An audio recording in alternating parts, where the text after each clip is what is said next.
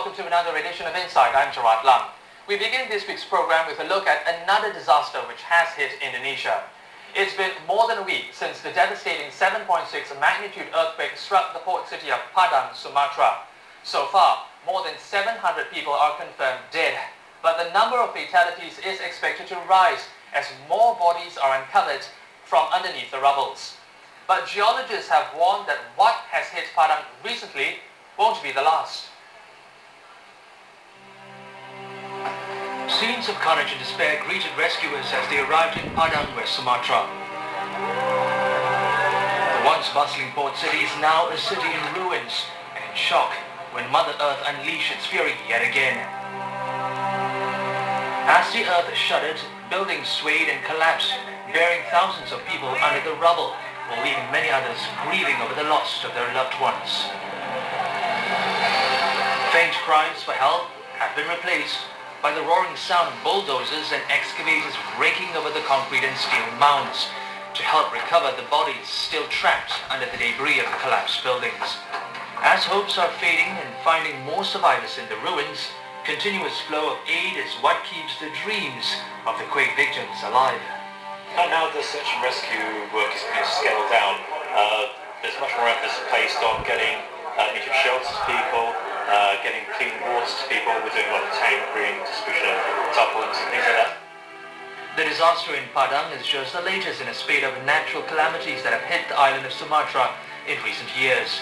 It also came just hours after South Pacific islands of Samoa and American Samoa were hit by a devastating 8.3 magnitude earthquake and a tsunami, which killed more than 160 people.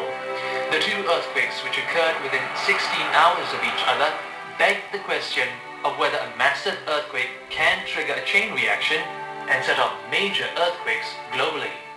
I don't think there's any correlation because these two earthquakes occur on a different tectonic setting, or tectonic system.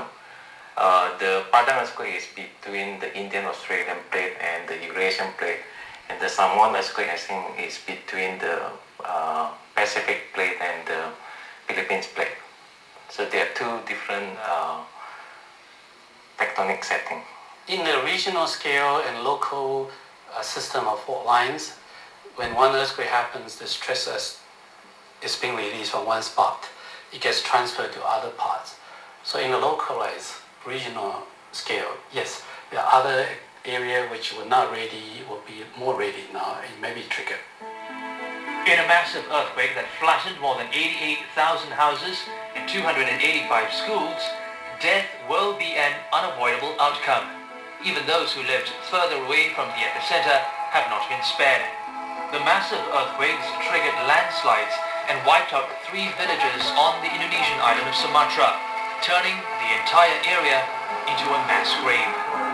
The death toll from the quake has reached a staggering 700 people. But the number of fatalities will rise by the thousands when all those missing are fully accounted for. The only respite was that the 7.6 magnitude earthquake did not trigger a tsunami, which could have devastated and submerged the entire city. To have a tsunami, you need to have a certain seafloor disturbance, or what we call seafloor uplifting, that will bring up the water. To have this seafloor uplifting, you have to have a certain conditions. First is the earthquake should have a quite large magnitude. 7.6 actually is quite large. You need to, the earthquake should happen under the sea, and it should be shallow. And this earthquake magnitude 7.6 actually occurred quite deep, 80 kilometers, and it did not create any significant seafloor deformation. That's why there was no tsunami.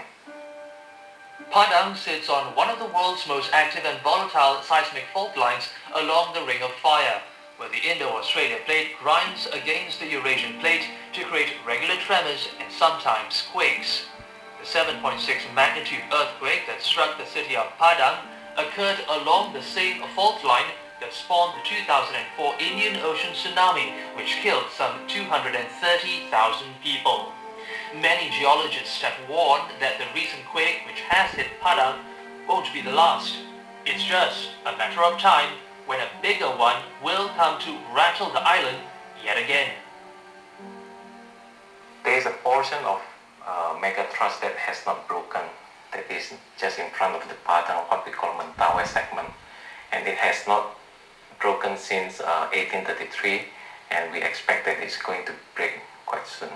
So if that patch, we call that segment, breaks in one sequence, it will generate magnitude 8.8. And if that happens, this time will come with tsunami. So we will have ground shaking, a certain area will be damaged, and then after that we will have tsunami, some 24-25 minutes later after the earthquake.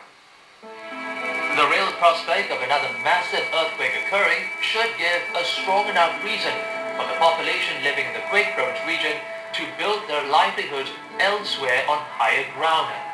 Allegations of corruption and shoddy building standards have made such a proposition even more compelling. I think the knowledge as to how we should be building stronger buildings, both for housing and commercial buildings, have been studied for the past 50 years or so. It's not lacking. What we need to do is get them adopted and enforced. And that requires more resources. As you said, depending on development of the society, it may not be affordable for some society to put in too much resistance against earthquake. There's no building that can be earthquake safe. It can be stronger against the earthquake by putting more resistance. If you do proper city planning, say certain areas should not be built, and you shouldn't build. Certain areas should be used for say public park, then you use for public park. And in front of the, like near the beach, we shouldn't have such a dense population. So if you can control this kind of, if you can have a proper city planning, I guess the level of casualties will be reduced significantly. As survivors pick up the pieces, many may be wondering where and when the next disaster will come, and how much more pain they have to take before nature can finally shower its divine blessings on them. But surrendering their lives to fate and giving in to the powers of nature should be the last thing they should do, because the next wave will be even more destructive than what they've just seen. After the break, we take a look at another environmental disaster which has plagued the region periodically for years. Don't go away.